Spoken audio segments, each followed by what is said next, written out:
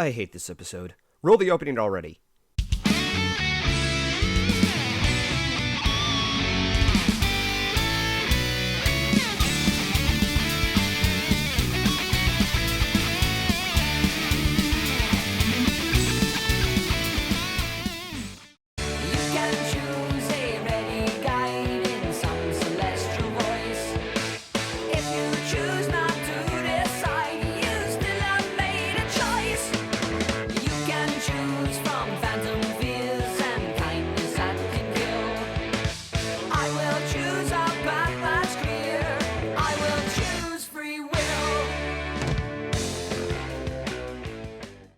Yes, you guessed it correctly.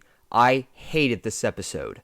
I actually feel pretty guilty saying that and giving a negative review for once. Whenever I've reviewed something that didn't hold up to my expectations, I intend to give as much credit as I could and ferret out the results. Unfortunately, that's not much to say on behalf of the sheer mean-spirited, stupid, and moronic script of this episode. Sounds harsh, I know, especially given that this was from the same writer who did Sleepless in Ponyville. Like I said, I feel pretty guilty. But let's not stall any longer. We begin with Spike putting together a cake with a recipe where he adds jewels to the mix. Unfortunately, while getting too carried away, he blindly indulges the whole bucket of jewels and stumbles upon a missing ingredient. Coincidentally, Fluttershy pays a visit and offers Spike a task of keeping an eye on her pet, Angel Bunny, as she plans to go with the rest of the main six to the Crystal Empire. In condition, he's given a jewel. However, Spike uses the same idea by talking to the other main six, where he'll take care of the pets with the condition of paying him a jewel. As soon as he's on his own, the pets are beyond Spike's handling and everything spirals out of control.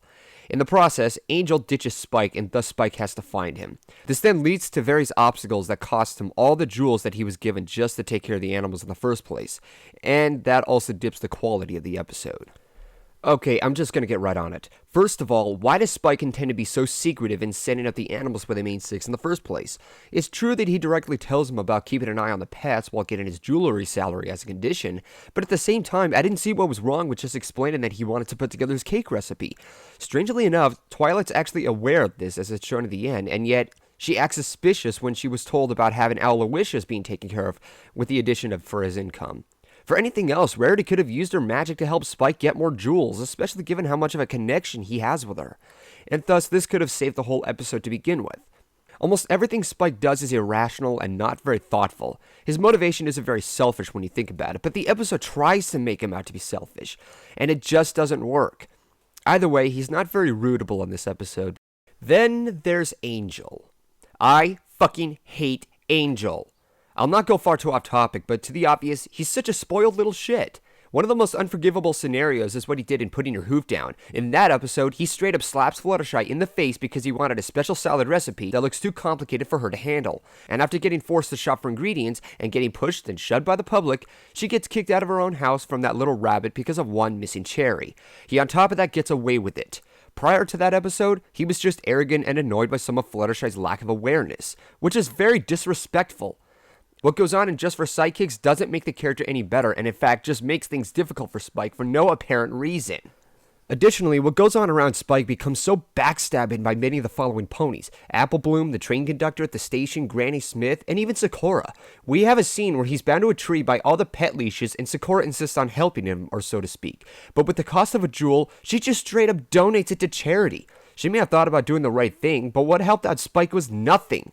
A user named DigiBrony, who I recommend checking out by the way, speculates that dragons can grow from greed, hence secret of my excess. She thought maybe she could prevent this from Spike from growing and causing havoc again. Except what Spike was doing wasn't very selfish at all. He made a deal to take care of the pets while getting paid a small salary for it. How the hell is that selfish or greedy? I should also point out that jewels are also dragon food in the show, especially since Zecora lives in the Everfree Forest where a dragon appeared in an episode. Zecora should know about it, as well as every pony else. Instead, she just stabs him in the back and just takes off with no problem to resolve. This is the first time I've had distaste on Zecora ever, and she's one of my favorite side characters, so that's really bad for me to say. I should also address that even though Spike had to learn about making deals and offers, all the mishaps he's dealing with and costing him all the jewels, thanks to that little shit, is just messed up. It's like that running gag where Rainbow Dash was trying to get a mug of cider in Super Speedy Cider Squeezy 6000. But she misses one where she's up front of line and wastes money off of it. It tries to be funny, but it's not. It's just mean-spirited. And at the end of the episode, out of Angel's expense, Spike puts up with all the supposed humility when he said he was in it for the jewels and not for the pets. Go ahead, Bunny. Do your worst. I deserve it. I ignored you, tried to pawn you off on someone else. I didn't take these silly things out, or fluff this like I was supposed to. I wasn't really thinking about you at all. Any of you. Just wanted the jewels. Spike actually was trying to take care of the pets, except they were out of control and thus having the CMC take care of them. And while prepping for the ingredients again at one point for his cake, he had to stop immediately to check back to ensure the pet's conditions. Has anyone seen Tank's head? Where's his head? What have you done to the turtle? Oh, he totally forgot he could do that. As soon as the episode nears to the credits, he eats the last jewel of his uncontrolled craving. And this overall is the reason why we were watching the episode in the first place. It's like Dexter's Laboratory, where problems are worsened for Dexter. He gets in trouble, he gets grounded for it, and the episode ends with no proper resolution. That's what this episode was. This was a messy, contrived, and abysmal episode to no end. No proper moral was given, nothing is resolved, Spike was being irrational with no rootable feel, even with good motivations, and that little fucking shit does nothing but lure Spike into uncalled for mishaps, and even get Spike and the CMC dragged to the Crystal Empire and all the way back. Seriously? Okay, now to provide constructive criticism for the writer Corey Powell, who also wrote Sleepless in Ponyville, here's what would have worked better. While Spike agrees to take care of the pets, he focuses too much on the cake and he mistreats them.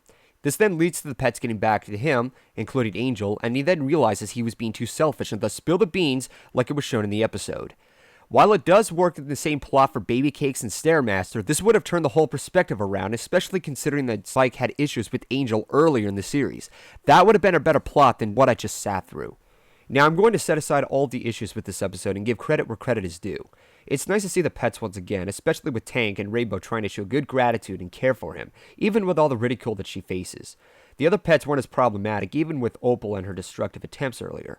All the pets were also aware of Angel and his brattish attempts that were against Spike. There were a few good chuckles, and additionally, while the trip to the Crystal Empire was a completely pointless gesture, it's nice to actually see it again and even mentioned. But that's yet to be said for the next episode, Games Ponies Play. But I'm getting too ahead of myself here, and I'm sure the next two episodes should be a lot better than this one.